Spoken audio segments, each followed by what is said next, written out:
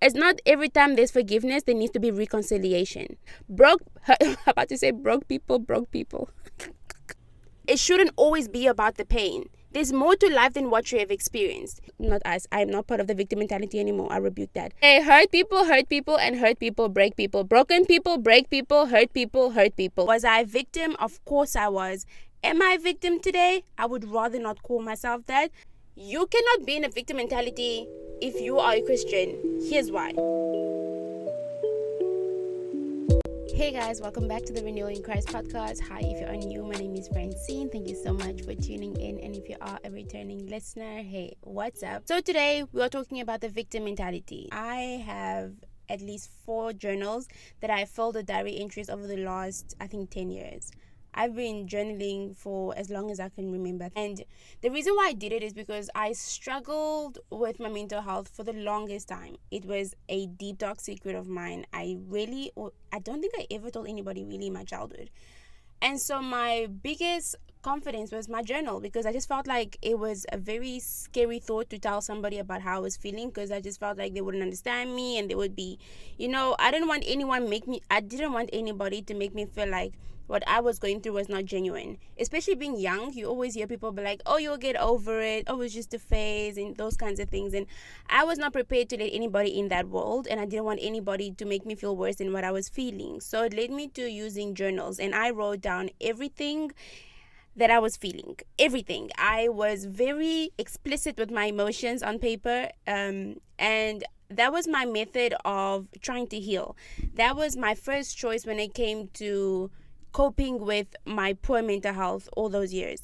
And so reading one of those entries, I have to say I did myself dirty, because why did nobody tell me I was a victim? I was playing victim all this time. And I'm not saying that what I went through wasn't traumatic, and I'm not saying that my emotions and feelings were not valid, but what I am saying is it was such a dark road that I kept leading myself in, because I never allowed myself to see myself as a victim in any circumstance. Sure, was I a victim? Of course I was. Am I a victim today? I would rather not call myself that. I would rather say I've been through stuff, but now I'm a victor. And a lot of people are still where I used to be. That 10-year-old, 12-year-old, 16-year-old, even 20-year-old who saw the world through the lens of a victim. And that perspective on reality really leaves a mark, and a negative one at that, and it scars your soul to the point where you have trouble seeing the good in other people because you're so used to the negative thoughts in your head. Constantly seeing life through the lens of people are perpetrators, people are out to do me wrong, people are out to hurt me, nobody will ever understand me. Those kinds of sentences when you have those kinds of sentences running through your head all the time, it will not just leave you bitter, but it will leave you incapable of performing the duties that everybody expects of you. It will leave you incapable of being a functioning human being, and the worst of all, it will stop you from living the life God has called you to live. And it will stop you from performing your purpose and living out your destiny. And so I really want to emphasize on the victim mentality today, to not just speak to somebody who has gone through something really bad or traumatic, but also to speak to the people that are dealing with people who have gone through something traumatic. A lot of times, the people that are dealing with those that have gone through traumatic events, they experience the most draining life. And the reason why I say draining is because it takes a lot to deal with someone who's traumatized. It is draining, and that's the truth. It's very draining dealing with somebody who's constantly in the victim mentality, because I've dealt with it a lot. And it's not just draining because you're constantly there to reassure the person and make sure they're okay and make sure they're not spiraling. But it's draining also because everybody needs their cup filled. And if you are constantly filling this one person's cup, but they're not filling your cup, where are you supposed to get your energy filled also? When is it going to be your turn to also get your cup filled? So I want to first speak to the people that are in the victim mentality, especially the ones that are Christians. You cannot be in a victim mentality if you are a Christian. Here's why.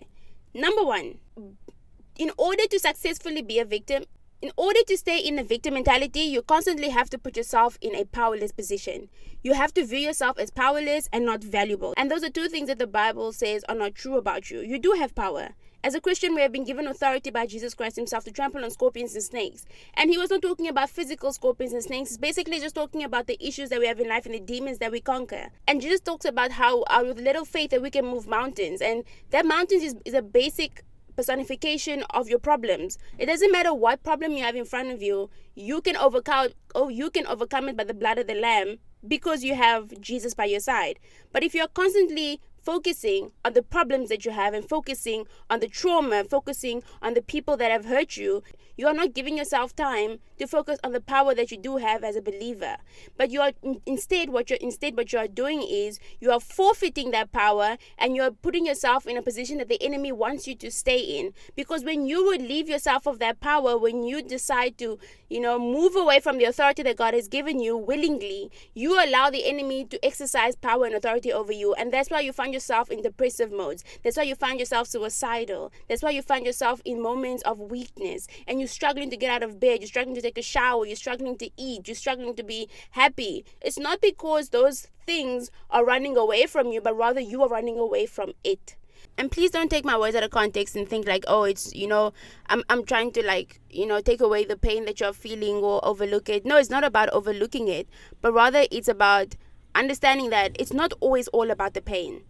It shouldn't always be about the pain. There's more to life than what you have experienced. Yes, you went through so many traumatic things, but life does not end there. For me, what I feel is that your problems, your traumas, your issues, everything always leads to the climax of your life. If you think about a movie, in the movie we always have everything is normal, and then something really bad happens, and that's always where the climax starts, and then it's like something really ends up happening, and something really great ends up happening at the end.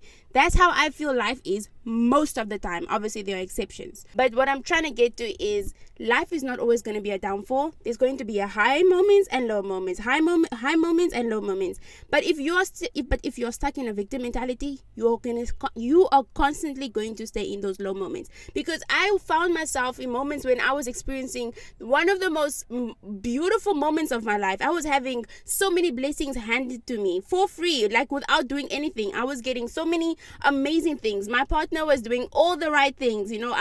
My son was doing great. My life was going great. I was having so many things happen to me that was great back to back to back. So many things to be thankful for and to be happy about, but I wasn't experiencing joy in that season. I just couldn't be happy. I just couldn't look at life like, oh my gosh, life is amazing. And the reason why I was stuck in such a cycle is because I refused to get out of the victim mentality. And now looking back, I'm like, damn, I wasted a whole year.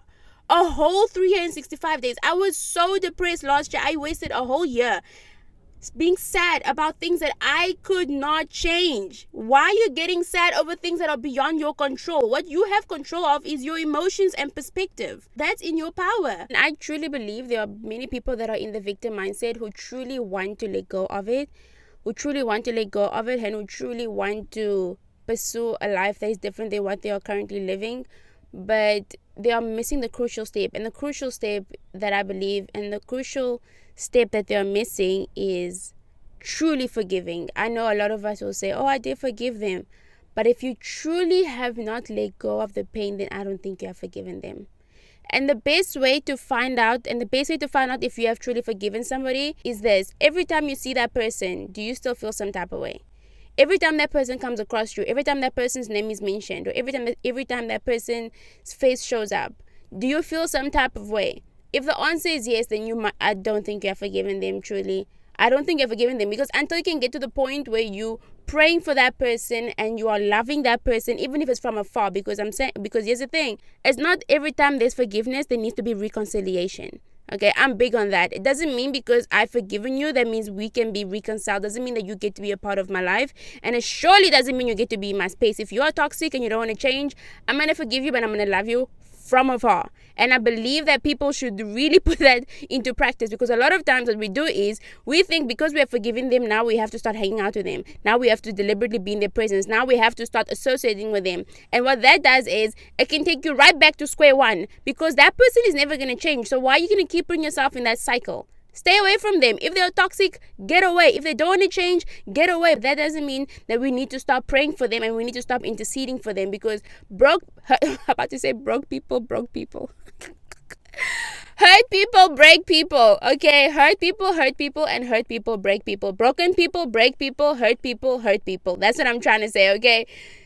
It is like that. That's just the world we live in. And so you need to forgive them. And by you forgiving them, that's going to do a major shift. It's going to have a big effect on breaking that victim mentality, because now you see yourself in a position of power. Oh, I can help them. I can free them. But also you don't want to tie your identity to that, because you'll also start measuring your growth based on that person changing. So as long as that person doesn't change, you're going to continue to see yourself as powerless and as a victim. So don't do that, okay? There needs to be a fine line between that, and there needs to be just be careful about that. Don't put your value and don't measure your growth based on if that person has changed or if that person has even apologized to you. Another thing that will help you come out of the victim mentality is you need to replace all those negative words with words of positivity. Now, when you are stuck in that mindset of being a victim, you're constantly replaying certain events in your head. You're constantly repeating certain sentences in your head. And sometimes it's not even your fault, because it has become a habit. Like if you do something today, you do it tomorrow, you do it the day after that, eventually it becomes a habit and your brain builds a routine. Every time I'm sad, I'm going to say these words. Every time I'm upset, I'm going to say these words. Every time someone hurts me, I'm going to revert back to these sentences and to this ideology of me being a victim.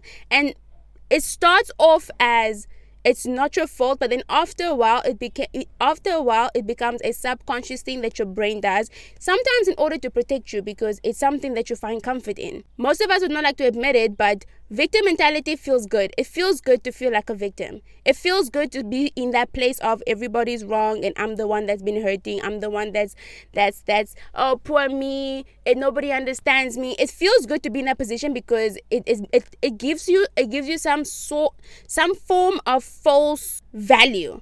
It's weird. It's weird how playing the victim, it makes you feel good when you're the victim, because then everybody gets to pity you, everybody gets to comfort you, everybody gets to feel sorry for you. But in the long run, it hurts you. It hurts your growth, it hurts your life, and it hurts those around you. And talking about those around you, I really want to talk about the people that are dealing with those that are in the victim mentality. The one thing that I will say is, first thing first, just pray for them. Just pray for them. No word you tell them will change. I promise you, when you're in that victim mentality, it doesn't matter what verse someone tells me, it doesn't matter what someone tells me. It didn't help. It really didn't help. The only thing that helped was me finding the Lord for myself. The only thing that helped was me shaking myself every single morning and saying, you are going to get up and you are going to have an amazing day. You are going to have a great day. You are smart. You are ambitious. You are this. You're like, that person needs to wake up to their own potential. And more often than not, most of the time, what people say to us, not us, I am not part of the victim mentality anymore. I rebuke that. What people say to those that are still in that mindset is, you are not a victim and you are great. And it really, most of the time, it doesn't help. Maybe it does in some cases, but the best thing you can do is pray, because it's only the hand of God that can really move a person's mentality in that season. And so also just understanding that healing is a process. And this is both for the person that's in the victim mentality and those that are dealing with people in that victim mentality. Healing is a process, and everybody heals differently. Some people need to mourn. I remember I was telling my partner, like, it took me like a good week of just crying, because I needed to mourn the relationships that I was never going to have. The people that caused me the most trauma, unfortunately, are still in my life. Well, I shouldn't say unfortunately, because I don't want them dead. But yeah, they're still in my life, and there's nothing I can do about it. But what I needed to do in order to move forward is I needed to mourn. I needed to mourn the death of a relationship that was never going to happen. I needed to mourn the person that I will never be. I needed to mourn the things that I will never experience because of what has happened to me. And so that mourning felt very real. It felt very, very real to me, that it felt like I buried something that was very valuable to me, which I did, because I was very optimistic about these people. But then I've finally understood, like, in order for me to move on in life, in order for me to get out of that victim mentality, I need to detach. I need to let go. And that was my healing process. And I thank God that my partner has been very, very supportive and very kind to me in that season, even though I was very difficult to deal with. Can only imagine. Bless his heart. But if you are dealing with somebody in that season, please be patient. It goes without saying, but you need to be patient, because everybody grieves differently and everybody mourns differently. And that's why I say the only thing you can do is just intercede on their behalf and pray for them, because you do not know what they are going through. You do not know the extent of their pain, and you do not know exactly how great of a problem they might be dealing with, because what's minor to you could be major to them, and what's major to you may be minor to them. We all have different I would say the scale that we weigh our problems on are different for every single person. You know, the degree in which we measure pain is very different for other people. Some people have a high pain tolerance, others have a very low pain tolerance, right? I could get injected with a needle and I'll be like, okay, ouch, it's fine, we move on. Other people are traumatized by needles, right? I've seen people who freak out because of a needle. I'm sitting there like, bruh, it's just a needle, like, chill, but again, I can't judge them, because there's no standard way of measuring pain, right? Everybody's experience is different. So be patient with them. And if you are dealing with this period, like I said, seek the Lord. Replace those negative words with scripture. Affirmations is a big thing that I did, but I didn't do affirmations based on secular worldview. I did it based on the Bible. So I would take scripture and I would memorize them and I would repeat them and I would write them and I'll plaster them all over my wall and I would repeat it to myself in those moments, because it's just not easy. It's not easy being in that season. So I sympathize with you. And I hope that you get out of this season, and I hope that the Lord will strengthen you and will bring you out because you are a victor at the end of the day.